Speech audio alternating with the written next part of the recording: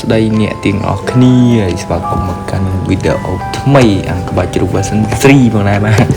ហ្នឹងហើយសម្រាប់វីដេអូយើងពីមុនមកគឺអ្នកដែលធ្លាប់បានមើលគឺដឹងហើយគឺពួកខ្ញុំតែធ្វើវីដេអូអង្គក្បាច់ជ្រូក2 ដងហើយសម្រាប់អ្នកដែលមិនទាន់បានមើលក៏ជាអត់បញ្ហាដែរអាចមើលវីដេអូនេះផងដែរបាទថ្ងៃសម្រាប់ថ្ងៃនេះណាគឺយើងមានការជួបជុំគ្នាដោយសារតែសម្រាប់ពីការងារអញ្ចឹងហើយសម្រាប់ក្បាច់ជ្រូកនឹងដែរគឺយើងមានចំនួនជិត4 គីឡូដែរអ្នកនរគឺធំគ្រាន់ដែរឥឡូវនេះយើងមកមើលសកម្មភាពយើងកំពុងតែលាងសម្អាតវាកុំឲ្យមានជាប់ក្លិនជាប់ដីជាប់អីអញ្ចឹងណាព្រោះយើងទិញមកវាមិនស្អាតទេហ្នឹងហើយមិនតែយើងចាប់ដើមលាងសម្អាតវាហើយមើលមេឃអ្នកនរគ្នាហើយនៅតែមួយថ្ងៃមួយខែនឹងដូចទាំងស្រាប់ហើយគឺវារត់ទៅភ្លៀងទេយើងទៅខឹងអីមេឃបាទដោយសារតែខែវស្សារដូវគេមកហើយរដូវភ្លៀងបាទរដូវភ្លៀងហ្នឹងឥឡូវនេះយើងជិះមើលសកម្មភាពយើងកំពុងតែប្រឡាក់បាទសំខាន់ឆែបខ្ញុំអត់ដឹងថាថ្ងៃហ្នឹងគេបែកគំនិតអីទេបាទប្រឡាក់គ្រឿងរៀងចម្លែកជាងមុនបាទ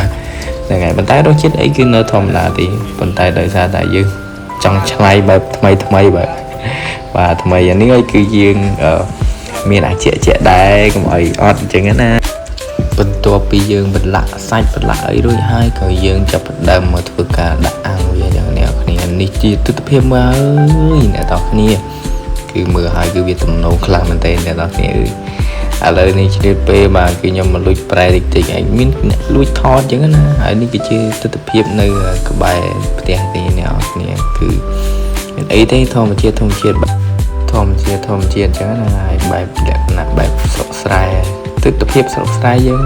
ហើយនឹងគឺយើងទឹកជ្រលក់ហើយនឹងបន្លែប្រឡប់តិចតួចបាទហើយសាច់យើងក៏ចាប់ផ្ដើមឆ្អិនបដាហើយខ្ញុំក៏អត់ដឹងវាត្រូវ voice over ដើម្បីអីទៀតនិយាយទៅវាអស់សាច់រឿងហើយក៏ឆ្លៀតពេលទៅឲ្យអ្នកនរគ្នាជួយ like និង follow page ម្នាក់មួយផងសម្រាប់អ្នកដែលមកថ្មីបាទហ្នឹងហើយឥឡូវនេះយើងចាប់ផ្ដើមឆ្អិនហើយក៏យើងចាប់ផ្ដើមមកភ្លក់សាកមើលបាទគឺអាចនិយាយថាគឺល្មមជាមួយនឹងទឹកជ្រលក់របស់យើងអូខេហើយសម្រាប់វីដេអូយើងគឺមានតែប៉ុណ្្នឹងឯងអ្នកនរគ្នាអាចទៅមើលសកម្មភាពជាក់ស្ដែងបានគឺវល់ខ្លាំងមែនទែនបាទអូខេតោះកុំឲ្យខាត់ពេលយូរយើងទៅមើលទាំងអស់គ្នាទៅ